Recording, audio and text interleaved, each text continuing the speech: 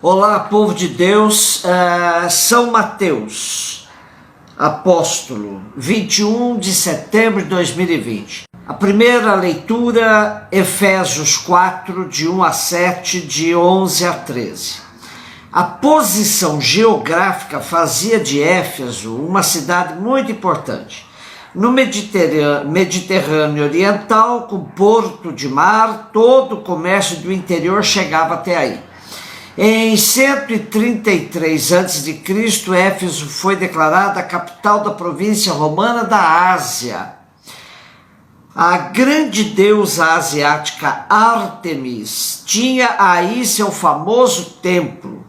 Junto com Alexandria e Antioquia, Éfeso formava um trio de cidades extremamente importantes para a época.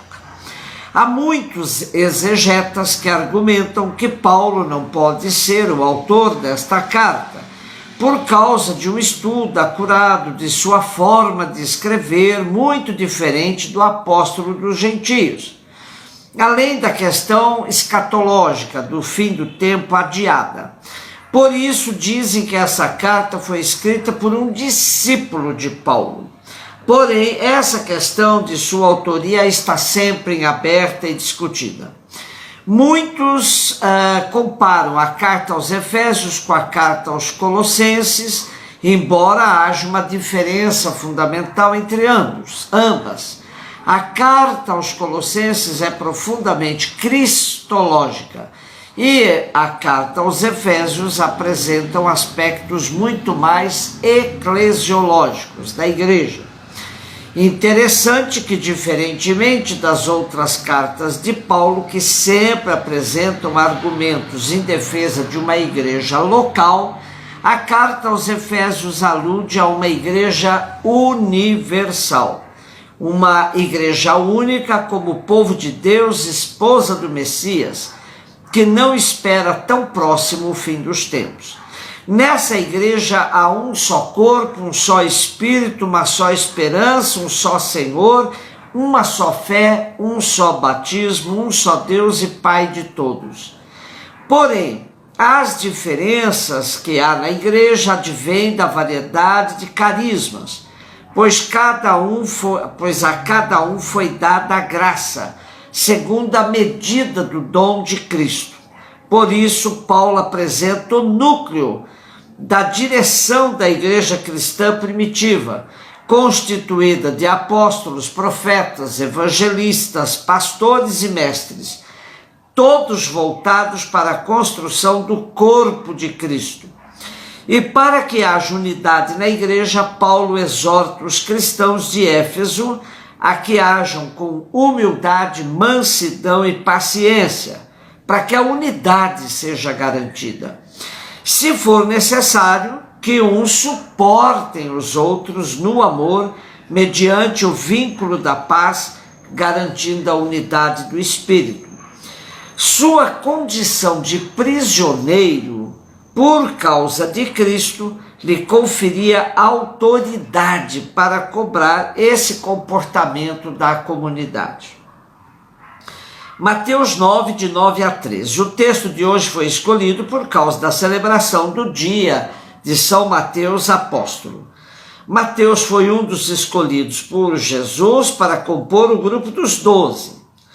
E por causa da estrutura do Evangelho de Marcos e Lucas, e pela coincidência das narrativas dos três evangelistas, onde esse personagem é chamado de Levi, há uma certa unanimidade ao considerar que Levi e Mateus são os mesmos. Uns dizem que Mateus era seu primeiro nome e que Levi, como segundo nome, ajudava a esconder a profissão odiada de Mateus, coletor de impostos. Essa função era odiada porque, além de cobrar impostos para o Império Romano, inimigos dos judeus, esses funcionários tinham a oportunidade de reter uma boa parte de dinheiro no próprio bolso. Por isso, os cobradores de impostos pertenciam à categoria formal de pecadores. O nosso texto de hoje evidencia que Jesus não segue os critérios dos mestres da época na escolha de seus discípulos. Não escolhe entre os puros, mas acredita que uma vez escolhida, a pessoa tem a chance de se converter, mudando radicalmente sua vida. A Mateus é atribuída a autoria do Evangelho que leva seu nome, e embora esteja colocado como o primeiro dentre os 4 evangelistas na Bíblia, hoje há um consenso de que Marcos é o mais antigo. Mateus se dirige principalmente aos seus compatriotas, aos judeus, aos quais acredita que, como ele, são capazes de aceitar Jesus como Messias.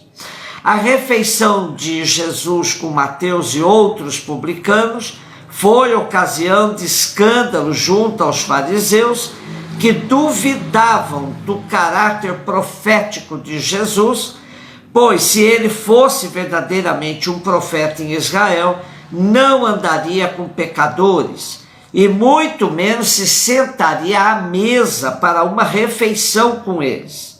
Jesus não faz caso das críticas, pois todos são chamados para a sua companhia, seu seguimento. Jesus não tinha comportamento excludente e acreditava profundamente nas pessoas. Enquanto os fariseus não acreditavam na possibilidade de conversão de publicanos, Jesus agia com confiança na cura de todos.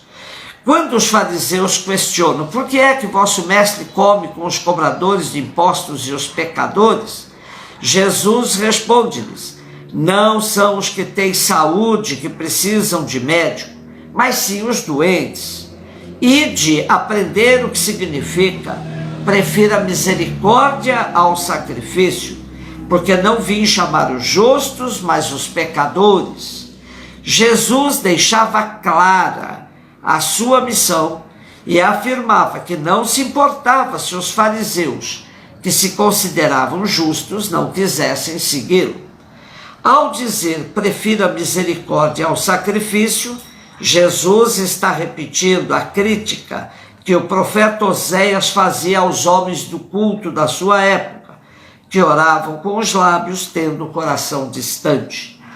A Igreja Católica muitas vezes passa a imagem de um clube de santos, onde pecadores não podem nem passar pelas suas portas.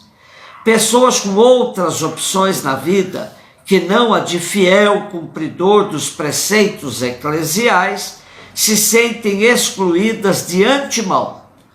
Dá a impressão de que a igreja não acredita na própria capacidade de ajudar uma pessoa a se transformar. Então, para participar dela, é preciso se purificar primeiro. Invertemos o Evangelho de Jesus. Ele ia exatamente onde estavam os pecadores, pois acreditava profundamente na misericórdia do Pai. O Papa Francisco vem insistindo na mudança de atitude da igreja, para que todos se sintam verdadeiramente acolhidos dentro dela. Diz o Papa Francisco: uma igreja que sabe abrir os braços para abraçar a todos, que não é casa de poucos, mas de todos, onde todos podem ser renovados, transformados, santificados pelo seu amor. Os mais fortes, os mais fracos, os pecadores e os indiferentes, os que se sentem desanimados e perdidos. Aceitemos juntos com São Mateus o convite de Jesus para o seu seguimento, não nos importando se nossa condição possa parecer indigna. Acreditemos que Jesus, com sua misericórdia, nos torna dignos para segui-lo e testemunhá-lo com a nossa vida. Um beijo no seu coração.